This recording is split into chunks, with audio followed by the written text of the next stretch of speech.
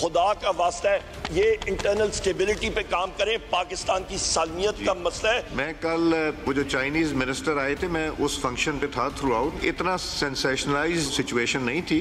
उन्होंने जो बातें की बड़ी मुख्तलिफ है, आपके रिप्रेजेंटेटिव भी थे वहाँ। डंके की चोट पे ठोक बजा के बजट भी पास होगा और डंके की चोट पर ठोक बजा के प्राइवेटाइजेशन भी हो, nothing short of that.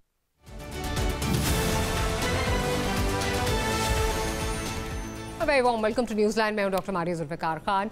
Viewers, मुल्क की मईशत को ठीक करने के लिए सख्त और गैर रवायती फ़ैसलों की ज़रूरत है, लेकिन इसके अलावा मुल्क को सियासी इस्तेकाम और सख्त हिफाजती इक़दामात की भी अशद ज़रूरत है, ख़ास तौर पर ऐसे वक्त में कि जब माशी बेहतरी के लिए बैरूनी सरमायाकारी पर बहुत ज़्यादा इन्हिसार किया जा रहा हो। आज वज़ीर आज़म की ज़ेर सदारत एपिक्स कमेटी का इजलास हुआ, जिसमें दहशत गर्दी के खिलाफ ऑपरेशन अज़्म इस्तेकाम का आगाज़ की जो है वो मंजूरी दे दी गई है। आज के इजलास में वज़ीर आज़म ने बात करते हुए कहा कि सूबाई हुकूमतें सिक्योरिटी की जिम्मेदारी फ़ौज पर डालकर बरियो ज़िम्मा नहीं हो सकती। इस तरह दहशत गर्दी का खात्मा नहीं हो सकता। रियासत की अमलदारी को पूरी कुव्वत से नाफिज करना हमारी मुश्तरका जिम्मेदारी है। कल पाक चीन मुशावरती इजलास भी हुआ, जहां तमाम सियासी जमातें जो हैं वो मौजूद थीं। इन सब बातों को अगर मिलाया जाए तो ये वाज़ेह होता है कि चीनियों की जो सरमायाकारी है उसके लिए साजगार माहौल दरकार है, वो सिक्योरिटी हो या सियासी स्टेबिलिटी, यानी वफाकी और सूबाई हुकूमतों को मिलकर हिफाजती इक़दामात करने होंगे। और मज़ीद ये भी कि मईशत पर सियासत ख़त्म करनी होगी। लेकिन ज़मीनी सूरत हाल अगर देखें तो वो क्या है? असेंबली हो या कोई और फोरम, अपोजिशन और हुकूमत फ़ौज पर जो इस वक्त जो अपोजिशन जो है वो फ़ौज और हुकूमत पर दोनों पर जो है वो तनकीद के निश्तर जो है वो बरसा रही है, और उसके लिए सिर्फ मसला अपना सियासी मफाद है। अपोजिशन की बात हो रही है, जो वो चाहते हैं कि किसी तरह भी इस्तेकाम का जो है वो पेश खैमा तो कहीं से जो है वो नज़र नहीं आता। लेकिन दूसरी तरफ हुकूमत का ये हाल है कि जिसको इस्तेकाम के लिए बढ़ चढ़ कर जो है वो कोशिशें करनी चाहिए, उसके लिए कोशा होना चाहिए, वो मामलात को मज़ीद तूल दे रही है। कल पंजाब भर में दफ़ा 144 का नफाज कर दिया गया, जिस पर PTI का इल्ज़ाम है कि ये इक़दाम उसकी सियासी सरगर्मियों के ख़िलाफ़ है। फिर इस इल्ज़ाम को मज़ीद तक़वियत मिलती है जब आज DC रावलपिंडी PTI के अरकान की 3 MPO के तहत 15 दिन के लिए नज़रबंदी के अहकामात जारी करते हैं। क्या इस तरह से सियासी इस्तेकाम आएगा? और अगर सियासी जमातों के आपसी ताल्लुकात ऐसे होंगे तो क्या इनकी सूबाई हुकूमतें आपस में किसी भी मामले पर ताउन कर पाएंगी? ये कुछ सवालात हैं जो प्रोग्राम के प्लेटफॉर्म से उठाएंगे। हमें कारदार साहिबा ज्वाइन कर रही हैं, पाकिस्तान मुस्लिम लीग नवाज से आपका ताल्लुक है। साथ ही साथ नईम हैदर पंचोता साहब हमें ज्वाइन कर रहे हैं, पाकिस्तान तहरीक इंसाफ से आपका ताल्लुक है। और senior journalist, senior analyst Nasrullah Malik साहब भी हमारे साथ मौजूद हैं। तीनों मेहमानों की बहुत शुक्रगुजार हूँ कि प्रोग्राम के लिए आपने वक्त निकाला। गुफ्तगू का आगाज़ करते हैं उस्मा साहिबा से। उस्मा साहिबा, माज़रत के साथ इसके साथ इस वक्त जो अगर मैं ऑप्टिक्स की बात करूँ ना, मैं कल से ये देख रही हूँ कि चीनी आए, उन्होंने सबको बिठाया, आईना दिखाया, और उसके बाद आज ये एपिक्स कमेटी का जो है ना वो इजलास हो जाता है। उसमें प्राइम मिनिस्टर साहब ने बहुत बड़े बड़े जो है वो ऐलानात किए। बड़ा ऐलान जो सबसे है ऑब्वियसली वो जो ऑपरेशन अज़्म इस्तेकाम है उसके हवाले से है, और बहुत सारी बड़ी बड़ी बातें भी उन्होंने की जिनसे हेडलाइंस तो बन गई। बट मुझे ये नहीं समझ आई कि जो हम बार बार ये कहते हैं कि जो पॉलिटिकल स्टेबिलिटी है और साथ साथ जो आपकी जो मईशत है वो बिल्कुल उनका गठजोड़ है, वो इंटरट्वाइंड है, एक दूसरे पर उनकी डिपेंडेंसी है। तो चलें आप ये कैनेटिक ऑपरेशन शुरू कर लेंगे, उसमें भी आगे जाके बात करेंगे कि उसमें भी जो है वो it's a game of hearts and minds, and आपको उसमें भी जो है वो पॉलिटिकल स्टेबिलिटी चाहिए। लेकिन जो ये पॉलिटिकल स्टेबिलिटी की बात है उसको तो कहीं प्राइम मिनिस्टर साहब ने एड्रेस नहीं किया, जिसपे आपको अब बाहर से लोग आके आपको बार बार बावर करा रहे हैं। आपसे मतलब सिर्फ PMLN नहीं है, तमाम पॉलिटिकल पार्टीज को बावर करा रहे हैं कि भाई हाउस इन ऑर्डर करो, हाउस ऑर्डर में नहीं है। जी बहुत शुक्रिया डॉक्टर मारिया, आपने मुझे इनवाइट किया। बिस्मिल्लाहिर्रहमानिर्रहीम। नहीं डॉक्टर मारिया, मैं थोड़ी माजरत के साथ आपसे डिसएग्री करूंगी कि ये कोई जो चाइनीज़ डेलीगेशन आए हैं और उनके जो वज़ीर आए हैं वो कोई इस तरह से अचानक नहीं आए। जब प्राइम मिनिस्टर गए हैं चीन का, उन्होंने दौरा किया है, तो ये रेसिप्रोकल एक विजिट है जो कि उनके दौरे के बाद चाइनीज डेलीगेशन यहाँ पे आया है, क्योंकि बहुत एक रेसिप्रोकल है या वो ये या कुछ इंडोर्समेंट्स लेने आए थे कि जो प्राइम मिनिस्टर साहब कुछ वादे करके आए थे vis-a-vis different political parties के हम इस्तेकाम देंगे, वो अपने लिए खुद ये तहकीक और तस्दीक करने आए थे कि क्या सब ऑन बोर्ड हैं? डॉक्टर मारिया, उनको भी पता है कि जो सीपैक है वो कुछ ऐसे ताकतें हैं जिनको एक आंख नहीं भाता, और जो अटैक्स होते हैं हमारे चाइनीज़ पे, हमारे सरजमीन पे, वो जिस तरह प्राइम मिनिस्टर ने कहा, वो कोई चाइनीज़ के दुश्मन नहीं है, वो हमारे मुश्तरका दुश्मन है। वो पाकिस्तान के भी उतने ही दुश्मन हैं जितने चाइना के दुश्मन हैं, क्योंकि वो उनको बेल्ट एंड रोड इनिशिएटिव से बहुत तकलीफ है और वो चाहते हैं कि सैबोटाज हो सीपैक, और ये सेकंड फेज जो है वो फुल स्पीड से अब आगे चलना शुरू हो जाएगा।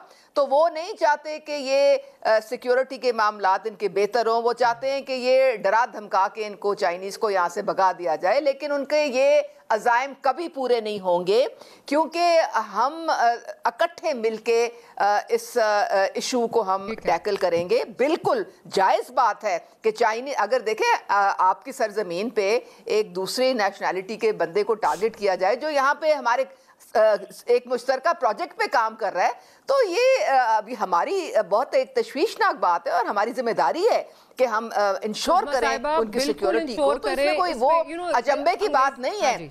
और दूसरे अंग्रेजी का एक टर्म है you preaching to the converted, इस पे तो सारे हम जो है ना हम मुत्तफिक हैं कि इस पे कोई जो है वो दो आरा नहीं है कि चाइनीज की सिक्योरिटी, चाइनीज के साथ ताल्लुकात हमारे लिए बहुत जरूरी हैं, बहुत अहम हैं, नो डिनाइंग दैट।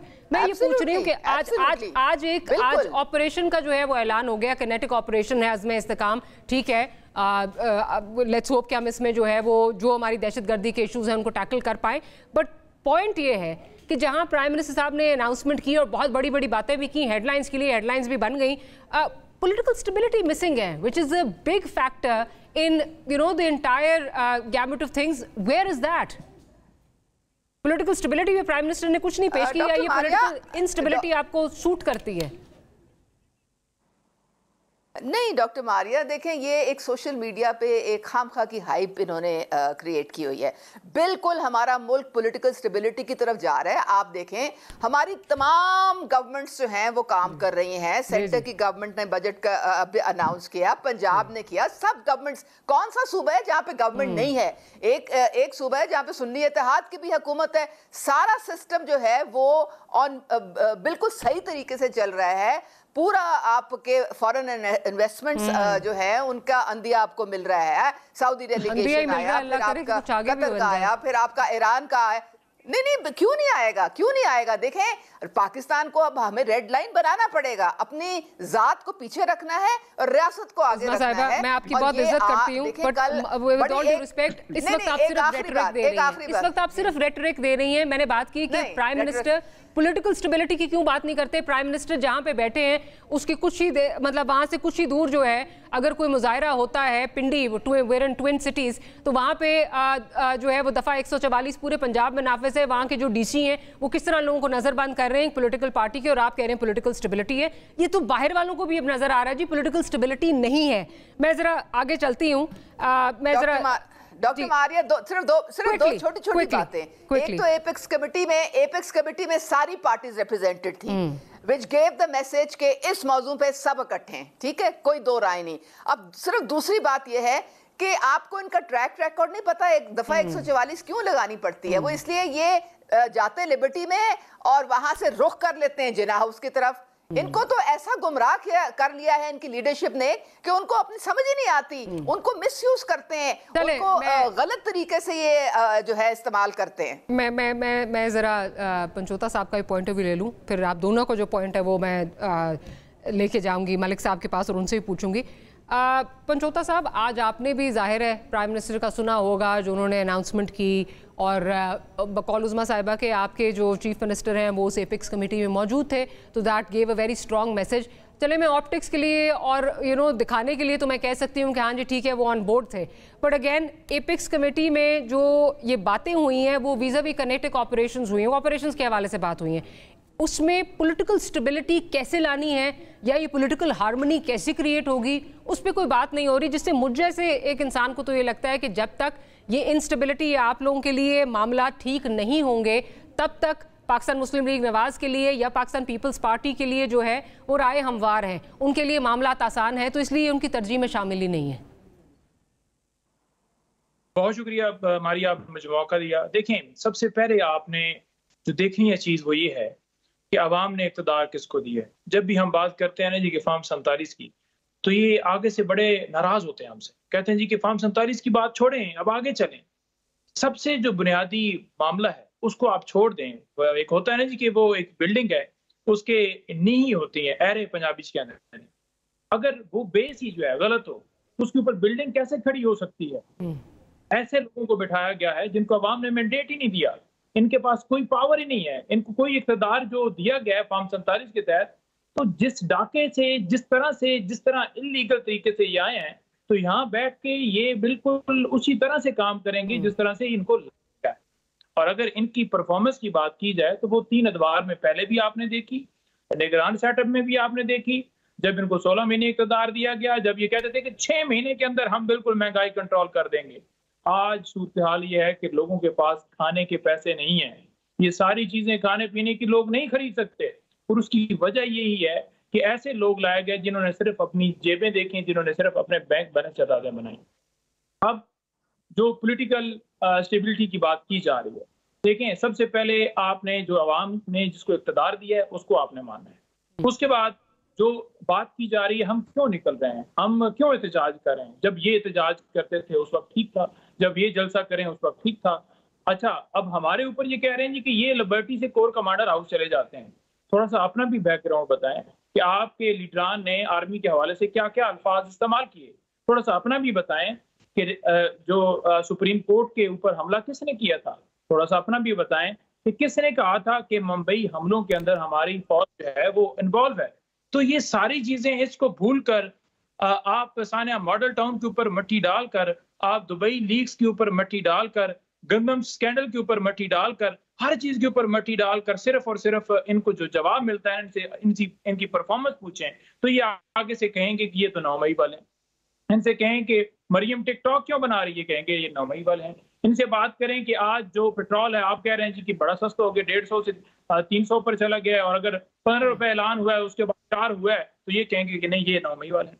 तो मतलब कोई सवाल आप इनसे कर लेना तो आगे से इनका जवाब ये होगा जी 9 मई। सोते हुए मेरे को यही जवाब है, क्योंकि एक लफ्ज के पीछे ये छुप कर ये समझेंगे कि ये जो चोरी डाका डाला गया है उसके ऊपर पर्दा डाला जा सकता है। तो इस वक्त कौम जो है वो इमरान खान के साथ खड़ी है, अवाम जो है इमरान खान के साथ खड़ी है, और वो 8 फरवरी को उन्होंने दिखाया है अवाम ने। और अवाम के मुखालिफ आप किस हद तक जा सकेंगे?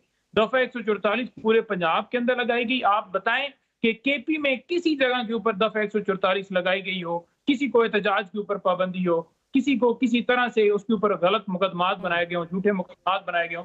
आज भी हमारे लोग निकले पुरअमन एहतजाज, कहीं पर दिखाएं कि किसी की वर्दी फाड़ी है, किसी बिल्डिंग के ऊपर हमला किया है। FIR मुकिलों में हर हल्के में दी जा रही हैं, और उसका आपको ट्विटर के ऊपर देख रहे होंगे कि हर हल्के में लोगों को जैसे गिरफ्तार किया गया। हम हल्के में निकले हैं, पुरअमन एक मोटरसाइकिल की रैली निकाली, आपने नहीं देखा होगा कि हमारे हाथ में कोई बंदूकें थी, हमारे हाथ में कोई इस तरह का मामला था। उस चीज को रिलेट कर देना जी कि जनाब आप कोर कमांडर हाउस से जनाब पहुंच जाते हैं, उधर पहुंच जाते हैं, इधर पहुंच जाते हैं, उसकी भी रीजन हमने बड़ी मुनासिब आपको जवाब दिया है। जुडिशियल कमीशन नहीं बनाया जा रहा, और जब कहा जाता है कमीशन बनाया जाए ये उससे भागते हैं, क्योंकि आपको मैंने बताया ना कि ये 9 मई के पीछे छुपते हैं, अपनी परफॉर्मेंस इनके पास कुछ नहीं है।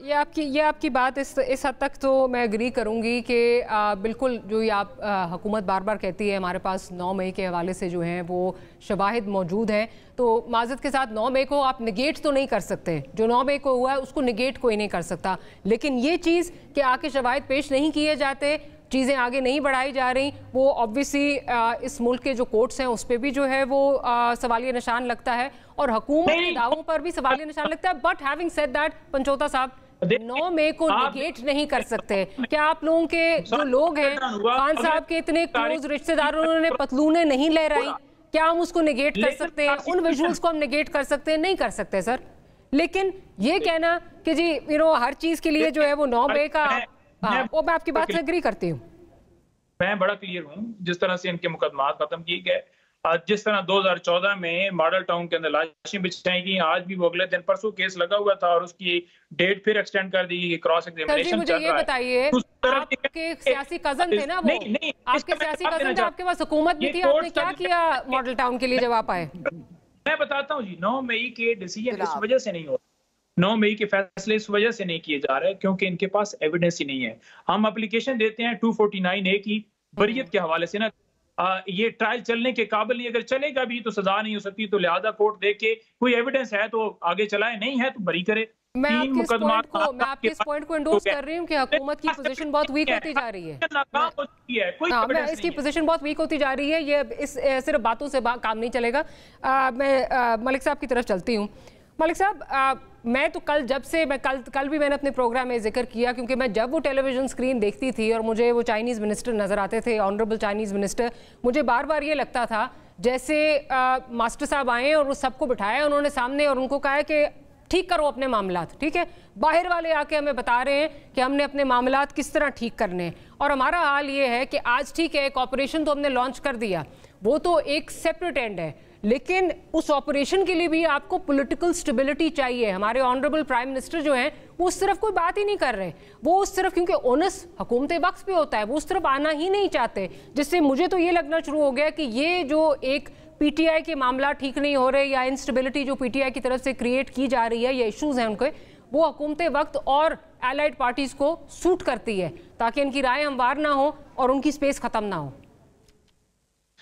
शुक्रिया डॉक्टर मारिया। देखिए, बुनियादी बात 2-3 चीजें हैं। पहली बात तो ये है कि चीन का जो उनके वजीर यहाँ पे आए और जो चीन पे मशावरती इजलास हुआ, ये उसी विजिट का तसलसल है जो वज़ीर आज़म पाकिस्तान और आर्मी चीफ चीन से होकर आए हैं। लेकिन बदकिस्मती से उस विजिट के बाद जिस तरीके से प्रोपोगेट किया गया कि ये दौरा नाकाम हो गया, चीन पाकिस्तान को जो है उसकी जो तल्लुकात हैं उसको जो नीचे सतह पे ले आया है, ये सारे वो लोग प्रोपोगंडा करते रहे जो CPEC के मुखालिफ हैं और पाकिस्तान और चीन के तल्लुकात के मुखालिफ हैं।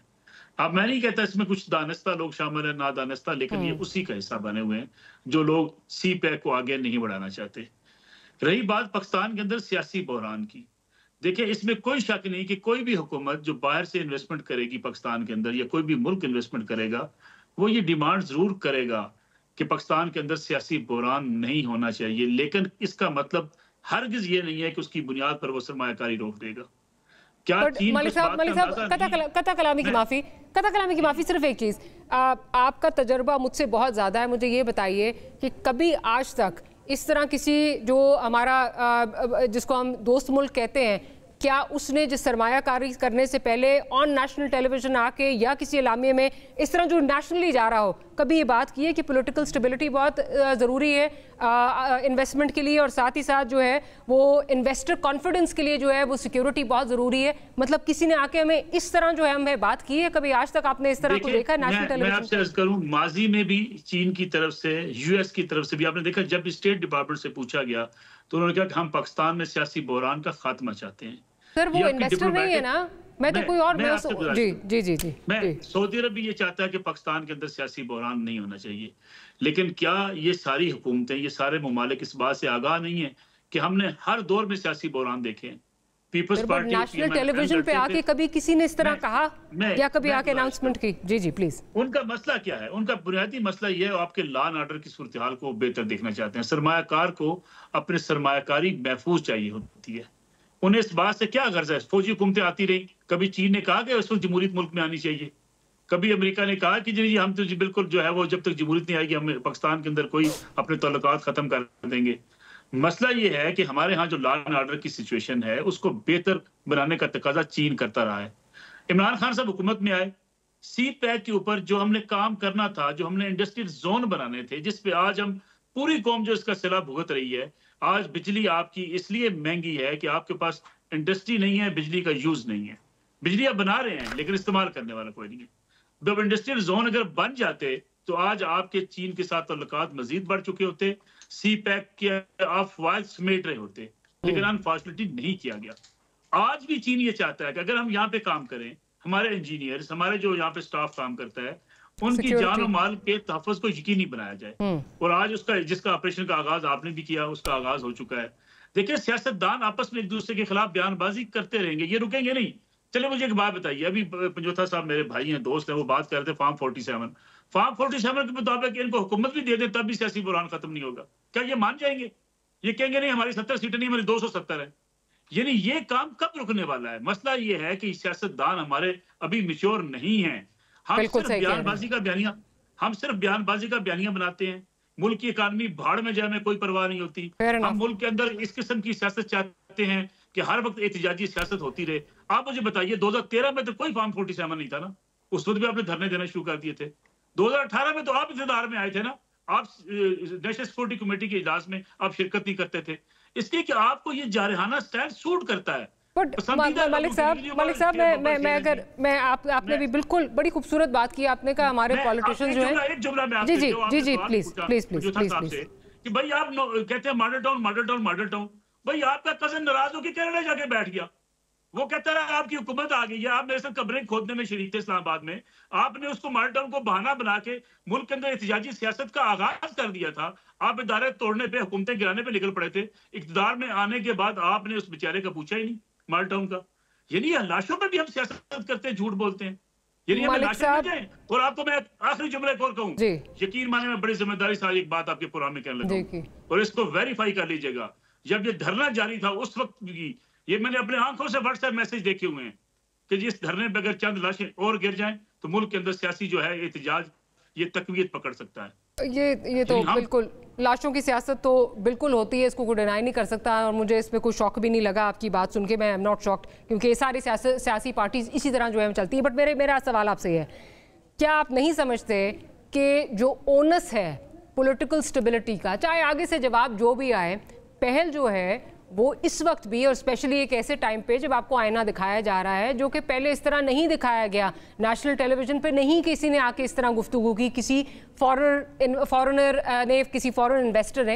हैविंग सेड दैट, ओनस नहीं है हुकूमत वक्त पे कि वो पॉलिटिकल स्टेबिलिटी के बारे में भी कोई बात करें? या आप एक्सपेक्ट नहीं कर रहे थे आज प्राइम मिनिस्टर एपेक्स कमेटी में कुछ तो बात करेंगे? बिल्कुल आप दुरुस्त कह रही हैं, करनी चाहिए। वज़ीर आज़म को 2 कदम आगे बढ़ना चाहिए और वज़ीर आज़म को जाके पीटीआई से बातचीत करनी चाहिए। जैसे इजलास में देखे ना, बैरिस्टर अली जफर साहब तशरीफ लाए, अच्छी बात है, पीटीआई ने वहां अपना नुमाइंदे भेजे, वहां जाके बैठे और मुस्तकिल में बैठेंगे। मेरी बात याद रखिएगा, ये नहीं होगा कि ये नहीं बैठेंगे, बैठना चाहिए, बहुत अच्छी बात है। सियासतदानों में ये हिम्मत नहीं है कि ये ऐसे जो है मुशावरती इजलास को नो कर सके, ये जाएंगे वहां पे बैठेंगे। मसला ये है कि जो पंजोथा साहब बात कर रहे थे, ये भी मैं हमायत करता हूँ पंजोथा साहब की कि भाई अगर आपको एहतजाज कर रहे हैं, कल पीएमएलएन एहतजाज करती रही है, आज पीटीआई एहतजाज करती, तो मसला क्या है? करने का एहतजाज उनको भाई आप उनको क्यों गिरफ्तार करते हैं? आप क्यों नजरबंदी के अहकामात, मुझे नहीं समझ आ रही, डीसी रावलपिंडी साहब जो हैं वो क्यों 15 दिन के जो है नजरबंदी के अहकामात दे रहे हैं 3 MPO के उसमें? मतलब दिस अनरीजनेबल चीज़ है। ठीक है, मेरा ख्याल है 9 में से पीटीआई ने भी बहुत कुछ सीखा है और मेरा नहीं ख्याल वो इस तरह की गलती जो है दोबारा दोहराएंगे। 144 चलें आपने लगा दी, उसके बाद ये नज़रबंदी की आप कर दी, उससे आप कहाँ से एक्सपेक्ट करते हैं कि पॉलिटिकल स्टेबिलिटी आएगी? उज़मा साहिबा की तरफ चलती हूँ। उज़मा साहिबा, ये बताइए कि ये ऑपरेशन भी जो लॉन्च कर रहे हैं, it's about winning hearts and minds, और हार्ट्स एंड माइंड्स आप विन करेंगे तो फिर आगे जाके ये ऑपरेशन भी जो है वो सक्सेसफुल होगा। ऑफ कोर्स इसका एक बहुत बड़ा जुज जो है वो विनिंग हार्ट्स एंड माइंड्स पे, and we learn that over the years. हमने वॉर ऑन टेरर बहुत खुशसूबी से जो है वो उसका सफ़र जो है वो तय किया है। हैविंग सेड दैट, आपका जो फ्रंट लाइन सूबा है जो इसमें इन्वॉल्व है, जहाँ पे ये कहा जाता है कि जी जहाँ से ज़्यादा टेररिज्म के वाक़या जो है वो एमिनेट करते हैं, आपकी उस सूबे के साथ वर्किंग रिलेशनशिप ही नहीं है, कैसे करेंगे ये सिक्योरिटी की जंग कैसे जीतेंगे आप? डॉक्टर मारिया, वही मैं फिर वापस उसी बात पे आऊँगी कि सियासत से रियासत ज़्यादा इम्पोर्टेंट होती है। और आज की मीटिंग के जो एपेक्स कमेटी की मीटिंग थी उसके बाद आप बिल्कुल क्लियर मैसेज गया है कि सिक्योरिटी की जिम्मेदारी सिर्फ वफाक पे नहीं है, सारे सूबे जो हैं वो मिल के एक मुश्तरका लाए अमल बनाएंगे, मुश्तरका नेटवर्किंग होगी, मुश्तरका कॉपरेशन होगी, फिर हम इसको कंट्रोल कर सकते हैं। और हमारी जो उसमें जो इंटेलिजेंस एजेंसीज हैं वो भी कलीदी किरदार, आपको पता है 26 हमारी इंटेलिजेंस एजेंसीज हैं, the best in the world, और ये ओवर्ट और कोवर्ट दोनों तरह से ऑपरेशन होते हैं, तो ये सिक्योरिटी चैलेंजेस जो है वो हार्ट्स एंड माइंड, जिस सूबे को फ्रंट लाइन सूबा कहा जाता है, जिसने वॉर ऑन टेरर लड़नी है, जिसने इस जंग में जो है वो फ्रंट लाइन का किरदार अदा करना है, उसके लोगों के साथ अगर आपके वहाँ की हुकूमतों के साथ आपकी वर्किंग रिलेशनशिप नहीं होगा तो चीज़ें कैसे आगे बढ़ाएंगे? वर्किंग रिलेशनशिप जो है वो तो देखें, उनको थोड़ी सैनिटी प्रिवेल करनी चाहिए। अगर उन्होंने गंडासा पकड़ के ही और ग्रिड स्टेशंस को अटैक करके तो वो समझते हैं कि जी वो बड़ा तीर मार रहे हैं, तो फिर ऐसे तो मामलात नहीं चल सकते ना। आपको कोई कानून और आईन की पासदारी भी करनी पड़ती है, हर वक्त तो अब मौला जट नहीं बन सकते हैं ना। वो उनको अब, और मैं इसका कसूर भी उनका जो लीडर बैठा हुआ है जेल में वो उकसाता है। अगर वो कोई सही तरीके से कोऑपरेट करना शुरू कर दे वफाक के साथ तो वो डंडा फेरना शुरू कर देता है कि क्यों तुमने ऐसे किया है, फिर दोबारा जाके तुम बदमाशी शुरू करो। तो ये सारी इंस्ट्रक्शंस अडियाला से आती हैं। दो बातें जरा पंजोता साहब ने की थी, मैं थोड़ा सा उसके मुतालिक मारिया मुझे 1 मिनट दें। एक तो उन्होंने कहा कि जी महंगाई कंट्रोल नहीं होगी। मेरे ख्याल में पंजोता साहब शायद कोई हॉलिडे मनाने गए हुए थे, उन्होंने देखा ही नहीं कि 29 मंथ्स में 38% से आपकी इन्फ्लेशन 12% पे आ गई है। और ये भी कंज्यूमर प्राइस इंडेक्स जाके स्टडी कर लें घर, ये मैं नहीं कह रही, ये वो कह रहा है। आपकी हर चीज, आटा, आपकी घी, आपकी चीनी, आपकी मुर्गी, आपकी हर चीज अप्रैल 2022 में, बिकॉज वहां से कंपेयर करेंगे ना, हम ये तो नहीं कहेंगे 50% पे आप लोग ले गए, उसके बाद अगर आप 30 पे ले आए हैं तो वो बड़ा अच्छा है। आप नहीं ऐसे, मुझे याद है कि जब इनकी हुकूमत गई थी तो हाथ उठा के लोग इनको बददुआएं दे रहे थे। उसके बाद आपको ज्यादा मिली, उसके बाद आपको ज्यादा मिली क्योंकि आपने कहा था अगर हम महंगाई कम नहीं कर पाए तो बढ़ाएंगे नहीं, लेकिन फिर उसके बाद जो हुआ वो हम सब नहीं देखे। हमने तो डॉक्टर मारिया, हमने तो डिफॉल्ट से बचाया पाकिस्तान को। पाकिस्तान डिफॉल्ट होने चला था, हमने तो कुर्बानी दी सियासत की, हमने तो इतना वो काम किया। अगर हम ना करते, ना हुकूमत में आते तो पाकिस्तान, अब आपने देख लिया श्रीलंका के साथ क्या हुआ है। अच्छा, दूसरे डॉक्टर मारिया, इनको बोले रोना धोना बंद कर दें 45-47 का। जो हल्का ये खुलता है, जिसकी रिकाउंटिंग होती है, वो भी इनके हाथ से चला जाता है, वो हमारी तरफ आ जाता है। तो मेरा मशवरा इनको यही है कि इससे ज्यादा शिकायत 2018 में थी लोगों को। ये अब इनका प्रॉब्लम ये है कि केपी में चूंकि इनकी 80% सीटें फिर इस्लामाबाद की जो इस्लामाबाद के फॉर्म 45-3 सीटों के मंगवाए गए थे, वहां पे फिर आप लोगों ने जो है वो नो कॉन्फिडेंस क्यों शो कर दिया, और आप लोग इस नो कॉन्फिडेंस के पीछे क्यों छुप गए? फिर वहां पे भी आप फॉर्म 45 लेकर आते हैं, और अगर आपके हक में सारी चीजें आ रही हैं तो हो जाती हैं, कोई मसला ही नहीं होना था फिर तो। नहीं तो डॉक्टर मारिया, वो चल रहा है ना सिलसिला, अभी वो उसका खत्म तो नहीं हुआ ना, वो that case is still pending. तो आप एंड आई होप कि अब लाहौर में भी मंगा लिए गए हैं तो वहां पे भी आप पीछे नहीं हटेंगे, वहां पे भी कोई नो कॉन्फिडेंस के पीछे नहीं हटेंगे। जी डॉक्टर मारिया, देखें इन्होंने कितने 8 तो हल्के खुलवा लिए हैं, उन सारों में रिकाउंटिंग में ये हार गए। और अब आप मुझे ये बताएं कि इनकी 100 से ज़्यादा तादाद पंजाब में है, 100 से ज़्यादा सेंटर में है, तो इनको मैंडेट जो मिला है वो अब उसको मेहरबानी करके लोगों की जिम्मेदारी जो इन्होंने दे के भेजी है वो पूरी करें। बैठे वालों में पब्लिक इश्यूज पे हमारे साथ मिलके बैठे, बातचीत करें। अनफॉर्चुनेटली उस्मा साहिबा, इस मामले पे भी ना सियासत ही हो रही है, इस मामले पे भी सियासत ही हो रही है, because you and I both know you can't win this war without having a proper working relationship with the front line province. एक छोटी सी ब्रेक लेनी है, ब्रेक से हाजिर होते हैं तो आगे बढ़ाएंगे कॉन्वर्सेशन को।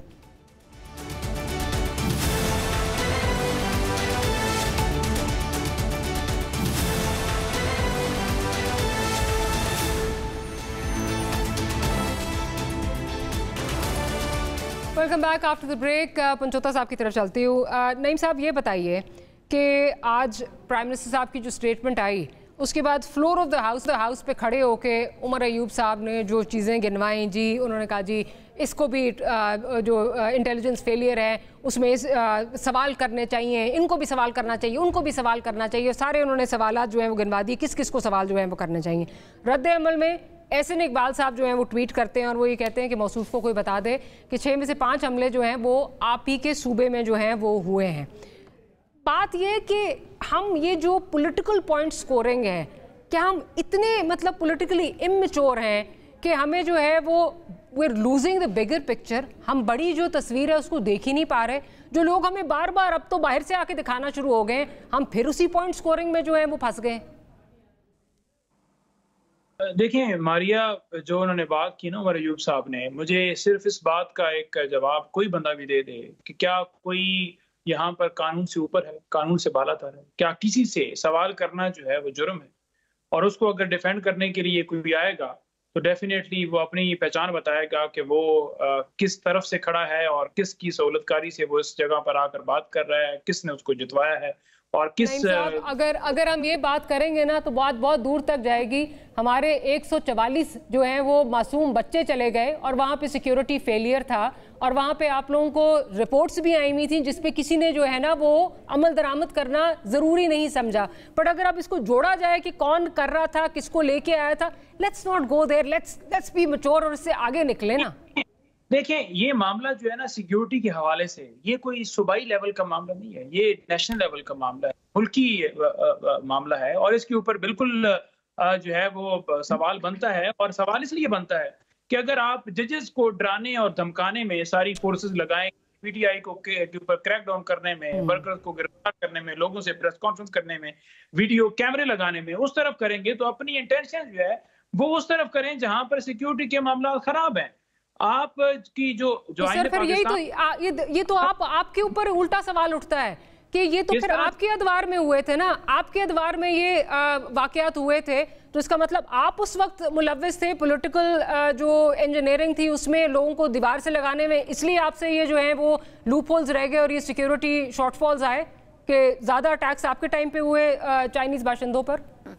देखें, चाइनीज बाशिंदों के ऊपर हुए तो उस वक्त भी जो है अटैक हम नहीं कह रहे कि वो किसी सूरत जो है वो ठीक हुए, गलत हुए। और उसके लिए सिक्योरिटी के जो इदारे जो हैं उसके अंदर हैं, जिनका काम है ना, तो वो ड्यूटी दें और उसके ऊपर अपनी बेहतरी के लिए उसकी तरफ राग़िब हो, ना कि पॉलिटिकली मामलात में, ना कि ज़रात में, ना कि किसी माजरत नहीं साहब बड़ी माजरत के साथ देखें, अभी आपने ये कहा कि सिक्योरिटी के इदारे जो हैं वो कहीं और मुलव्विस हैं और इसलिए उनका जो है वो ध्यान बट जाता है इस अदवार में क्योंकि वो किसी और को फैसिलिटेट कर रहे हैं, मीनिंग हुकूमत वक्त जो है। तो आपके वक्त में अगर ज्यादा हुए तो उसका मतलब आपको फैसिलिटेट कर रहे थे। देखें, मैं तो बड़ा क्लियर हूँ इस मामले के ऊपर। अगर आप इस चीज को भूल जाए ना कि एक हाई कोर्ट के, एक एटीसी के जज जो बेचारा अब हाई कोर्ट के 6 जजेस लेटर लिख चुके, ये लिख चुके, लाहौर हाई कोर्ट कह चुका, तो उसके बाद तो बात ही खत्म हो गई ना। अगर इसके अंदर भी किसी को मुबम है कि ऐसा नहीं हो रहा तो फिर मेरा ख्याल में फिर अल्लाह ही हाफिज है। और दूसरी ये चीज मैं जो उस तरह तो फिर हम ये कह दें, अरशद मलिक की वीडियो भी आई, शौकत सिद्दीकी का भी जो है वो बयान आया, तो मसला तो ये है कि आप सारे जो हैं वो एक ही गेम खेलते हैं, गेम वही रहती है, कैरेक्टर्स बदल जाते हैं। नहीं देखें, कोई हम गेम नहीं खेलते और हम किसी ऐसी चीज को सपोर्ट नहीं करते। किसी मुझे बता दें कि इमरान खान के दौर में वीडियो कैमरे लगाए गए हों, वहां पर जजेस खत लिख रहे हों, वहां पर इस तरह की मुदाखलत की गई हो, 6 जजेस ने जैसे आप लिखा है, जैसे लोगों को अगवा करके प्रेस कॉन्फ्रेंस करवाई जा रही है, या जो सारा कुछ हुआ है, तो मुझे बता दें तो मैं कहूंगा कि ये गलत। अरशद मलिक साहब की वीडियो शायद आप फिर भूल गए, वो जो लीक हुई थी वो आप भूल गए।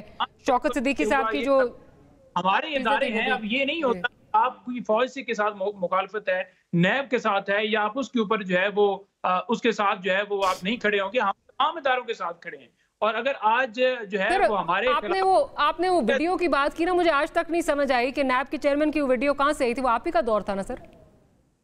देखिए, नैब के चेयरमैन की वीडियो जिसने लीक की, जिसने करवाई, उसके ऊपर बिल्कुल तहकीकात करो। हुकूमत आपकी थी ना सर, क्यों नहीं तहकीकात की आपने? एडवाइजर थे वो।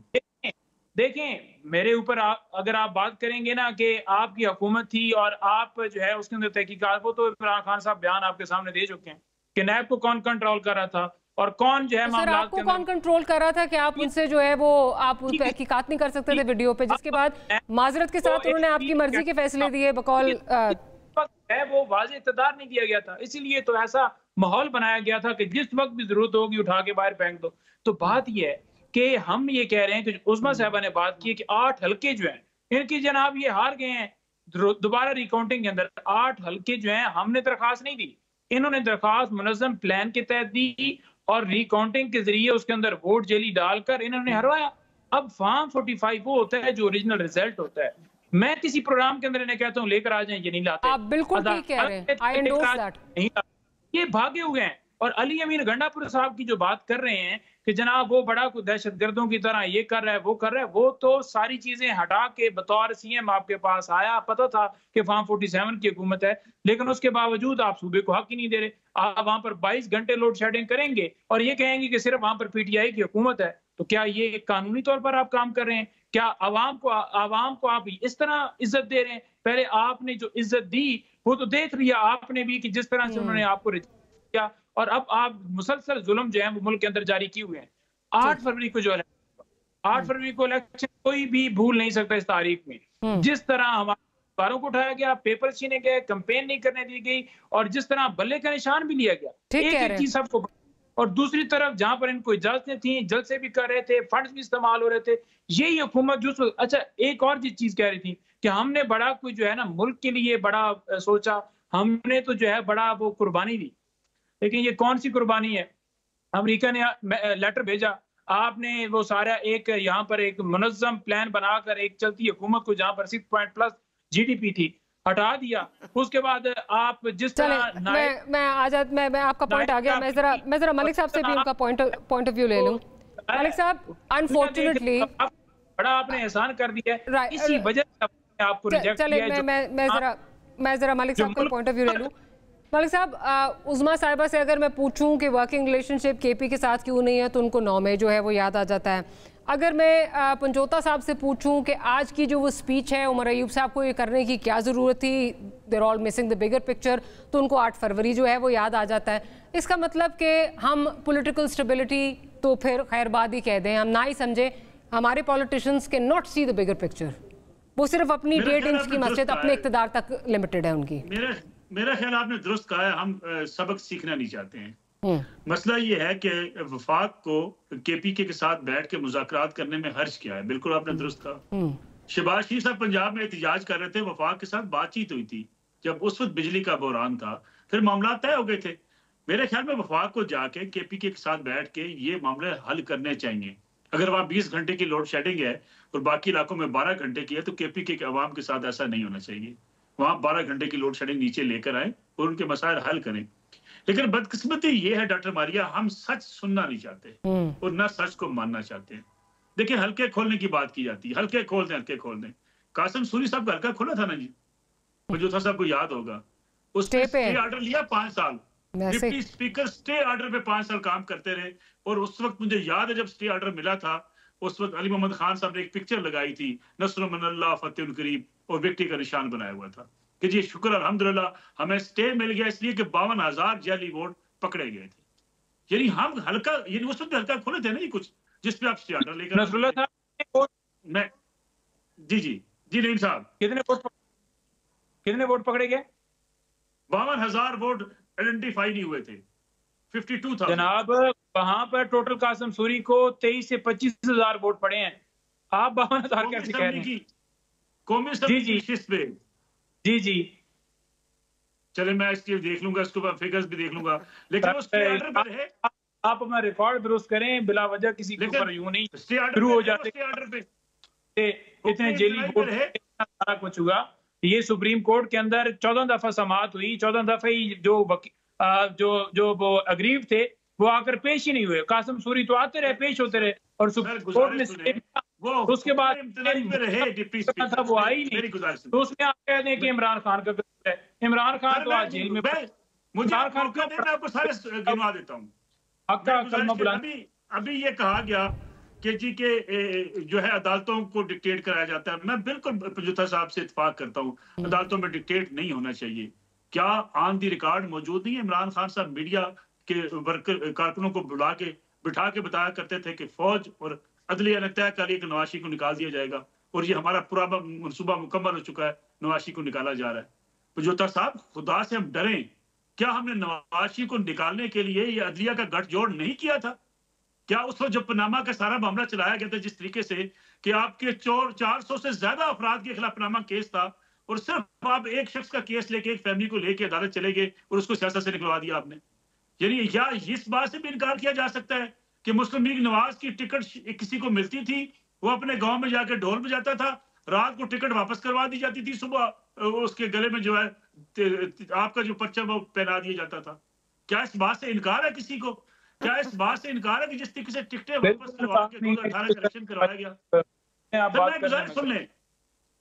सुन लीजिएगा, क्या किस तरीके से आपके चेयरमैन इमरान खान साहब ने क्या नहीं कहा कि मुझे कौमी असम्बली के कोरम को पूरा करने के लिए एजेंसीज की मदद लेनी पड़ती थी? क्या ये नहीं कहा कि बजट मंजूर कराने के लिए मुझे ISI का सहारा लेना पड़ता था? क्या मस्बत रिपोर्टिंग के अहकामात क्या जारी नहीं करवाए गए? प्रेस कॉन्फ्रेंस में कहा गया हुकूमत के खिलाफ रिपोर्टिंग नहीं की जाएगी, कोई मनफी रिपोर्टिंग नहीं होगी, कोई पब्लिक सर्वे नहीं होगा। और जिस वीडियो का जिक्र अभी किया डॉक्टर मारिया जुल्फिकार ने, क्या वो प्राइम मिनिस्टर के एडवाइजर नहीं थे, चैनल के मालिक जिनके टीवी पे सबसे पहले वो वीडियो चली थी? वो प्राइम मिनिस्टर इमरान खान साहब के एडवाइजर थे पंजोता साहब। और जिस तरीके से वीडियो चलाई गई थी और जिस तरीके से prime minister of Pakistan direct अपने मोबाइल से डिक्टेट किया करते थे चेयरमैन नैब को और नैब के इदारे को, क्या इससे कुछ ढकी छुपी बातें हैं? मसला ये है कि आज की एस्टेब्लिशमेंट मुस्लिम लीग नून के साथ गलत, कल की एस्टेब्लिशमेंट आपके साथ सही। ये रवैये बदलने पड़ेंगे। एस्टेब्लिशमेंट में जो हम मुदाखलत चाहते हैं, जी हमारे लिए मुदाखलत करो, दूसरे की मुखालफत करो। अदम एतमाद की तहरीक आने के बाद 2 दफा आरफ अलवी साहब की मौजूदगी में इमरान खान साहब ने कमर बाजवा साहब से मुलाकात नहीं की थी कि मेरे खिलाफ अदम एतमाद की तहरीक रुकवाई जाए? क्या इमरान खान साहब तकारीर में ये नहीं कहते रहे कि अगर साजिश में फौज मुलव्वस नहीं है तो फौज अदम एतमाद की तहरीक को नाकाम तो बनवा सकती थी? यानी आप फौज से और मुदाखलत क्या चाहते थे? हर काम में आपकी फौज की मुदाखलत थी। मलिक साहब, पंचोता साहब रिस्पॉन्ड करना चाह रहे हैं, जरा उनको इजाजत दे दीजिए। जी पंचोता साहब।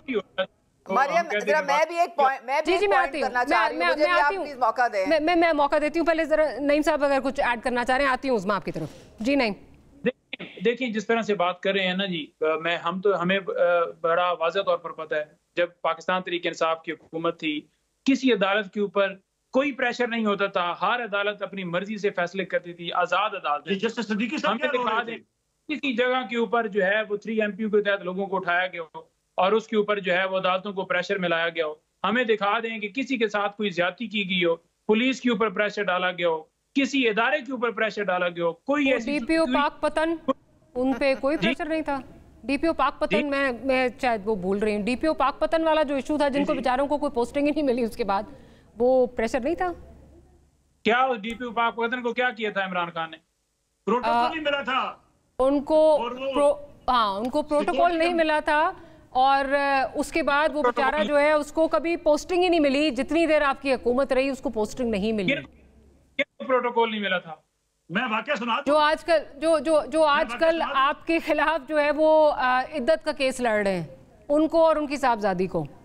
नहीं, बस मसला वो वाकया में सुना दूं मैं, अगर डॉक्टर मारिया आपके तो नहीं, वो सब हम सब जानते हैं, नसरुल्लाह साहब हम सब जानते हैं, लेकिन पंचोता साहब जी नहीं, मुझे बताएं ना कि किसको प्रोटोकॉल नहीं मिला था जिसके ऊपर DPO को फिर लगाया नहीं गया था? पंचोता साहब, आप अगर वाकई चाहते हैं कि इस वाकये में जाना है, मैं तो टाइम जो है वो बचा रही थी, बट अगर आप चाहते हैं तो मैं खावर मानिका साहब और बुशरा साहिबा की जो दोशीज़ा जो उनकी बेटी है उनको नहीं मिला था। मुझे इतना पता है, देखें हम सारे हलकों में भी रहते हैं, सारा कुछ देखते रहते हैं। मुझे इतना पता है कि मैं सारा काम मदद था। इमरान खान ने आज तक किसी को नहीं कहा कि आप भी पैसा बनाओ, मुझे भी बना कर दो, मिलें बनानी है, फैक्ट्रियां बनानी है, कारोबार बनाने हैं। उसका ट्रैक रिकॉर्ड हर चीज क्लियर है। दूसरी तरफ देखें कि ये 3 दफा पैसा है, अब सिर्फ इनका काम क्या है कि करप्शन, लूट मार। और अगर नसरुल्लाह साहब बात कर लेते ना पीपल्स पार्टी के ऊपर, के ऊपर, तो बड़ा ही अच्छा लगता कि वाकई तजिया जो है बड़ा अच्छा दे रहा है। लेकिन बड़ी ज़िम्मेदारी से कहता हूँ, बड़ी ज़िम्मेदारी से कहता हूँ, उससे वाज़ेह हो जाता की सियासी हुकूमतों में मुशर्रफ साहब उनको प्लीज कंप्लीट करने दीजिए, उनको कंप्लीट करने दीजिए। जी जी जी जी। पीएम खास तौर पर फंड्स देती है और सारा कुछ कर रही है, वो सबको पता है। ठीक है, अच्छी बात है, करें आप, लेकिन हम तो हक के साथ खड़े, हमें पता है। इमरान खान का कोई बता दें कि उसने पूरी हिस्ट्री के अंदर कोई उसने करप्शन की हो, कोई उसने 2 नंबरी की हो, कहीं पर उसने अपना असर सुप्रीम कोर्ट में आधे घंटे की सारी घड़ियां वो किधर गए? 190 मिलियन पाउंड वो कहाँ गई सारी फॉरेन फंडिंग? भाई बड़ा कुछ है, बड़ा सोच के बात किया करें। ਤੁਹਾਡੇ ਲੀਡਰ ने केस बनाया, सोच के बात करें। ਤੁਹਾਡੇ ਲੀਡਰ ने ईसाइयों के नाल मिलके जिन्हें फॉर्म 47 के तहत जिताया, आपका जो है ना, आपका बानी, उसने तो उसके 800 गुना असासे बढ़े, उसने डिक्लेयर ही नहीं किए कि कहां से मेरे 800 गुना असासे बढ़ गए हैं। किसके 800 गुना बढ़े हैं? आपके लीडर के हुजूर। इमरान खान के कोई असासे नहीं बढ़े। इमरान खान की हर चीज जो डिक्लेयर है, ऑन रिकॉर्ड है। आप किस दुनिया में रह रहे हैं भाई? वापस आ जाएं, लैंड कर जाएं पाकिस्तान में वापस। आपने इसका ट्रैक रिकॉर्ड नहीं दिया और आपके ये एसेट्स बड़े हैं। आप एक लॉयर हैं, मुझे बड़ा अफसोस है कि आप लॉयर होते रहे, आप इतने इल इन्फॉर्म्ड हैं। आप तो अपनी पार्टी के लिए आप बहुत नुकसान दें, क्योंकि आपको पता ही कुछ नहीं है कि हो क्या रहा है। हुकूमत पाकिस्तान के पास पैसे चले गए। जितने गवाह अलकादे ट्रस्ट केस के अंदर पेश हुए हैं, एक गवाह ने भी ये नहीं कहा कि इमरान खान ने कोई फाइनेंशियल बेनिफिट दिया हो। आप वो 450 कनाल जमीन, अलकादर ट्रस्ट की 450 कनाल जमीन मुझे और आपको क्यों नहीं मिली? मुझे ही तोहफे में दे देते मलिक रियाज, मुझे क्यों नहीं तोहफे में उन्होंने दी? क्यों वहाँ पे इमरान खान को और उनकी मुर्शिद को दे दी? भाई उनमें क्या सुख आपके पर लगे हुए थे? अच्छा मैं जरा वो जो 5 कैरेट हीरे की अंगूठी थी, वो उनको क्यों दी? मुझे क्यों नहीं दी उन्होंने? मुझे दे देते, मेरे हाथ में आ चलते हैं। यही इसके अलावा और कोई। अच्छा मैं जरा इससे आगे चलती हूँ। मैं एक बात कहना सीरियस बात कहना चाह रही हूँ। जी कीजिए। जी मैं एक सीरियस बात कहना चाह रही हूँ। अच्छा पहले आप पूछे इनको, खैर इनकी ये he is very ill informed, लेकिन इनको पूछे तैयबा गुल कौन थी, एक ये प्लीज इनसे बात पूछ लें। और ये भी पूछ लें कि वो जो कैमरे लगे हुए थे मरियम नवाज के जो जेल में, वो डायरेक्ट कहाँ पे जाते थे, उनकी फुटेज कहाँ पे जाती थी? तीसरे मैं सिर्फ ये कहना चाह रही हूँ कि जो जहाँ पे ग्रिड स्टेशन पे अटैक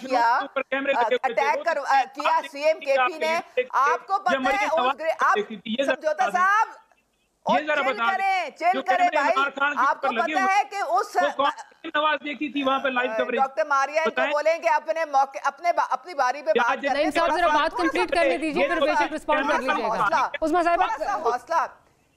जिस ग्रिड स्टेशन पे अटैक किया था इन्होंने, वहां पे 80% चोरी हो रही है बिजली।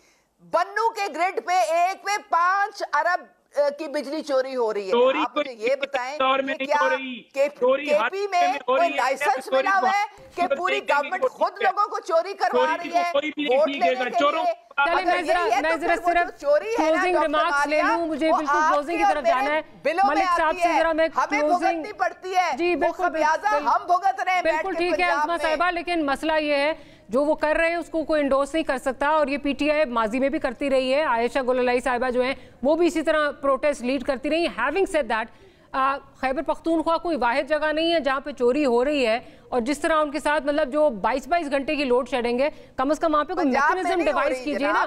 पंजाब साहिबा, मैं भी पंजाब से हूँ, लेकिन पाकिस्तान पंजाब से आगे भी है। पाकिस्तान पंजाब से आगे भी है। सिंध में भी देख ले कितनी जो है वो चोरी हो रही है, वो भी देख लीजिए जरा। हाँ चोरी करो, हम दूसरी तरफ मुंह कर लेंगे। आप अच्छा मैं जरा मलिक साहब का जरा पॉइंट, चले मुझे प्रोग्राम अनफॉर्चुनेटली जो है वो क्लोज करना है, लेकिन जो डिबेट यहाँ पे चल रही है जिससे नजर आता है ना अपोजिशनिस्ट मूड में है पीटीआई, और ना ही हुकूमत मूड में नजर आ रही है कि अपोजिशन को एंगेज करे और कोई पॉलिटिकल स्टेबिलिटी लाए, बिकॉज आई एम कन्विंस्ड कि ये पॉलिटिकल इंस्टेबिलिटी जो है या जो अपोजिशन की दूरियां हैं वो हुकूमत वक्त और अलाइड पार्टीज़ को बहुत सूट करती हैं। That note will close today's programme. Malik साहब आपका बहुत शुक्रिया, नईम साहब आपका और उज़मा साहब आपका कि आपने प्रोग्राम के लिए वक्त निकाला। Will see you tomorrow. Good night, अल्लाह हाफ़िज़।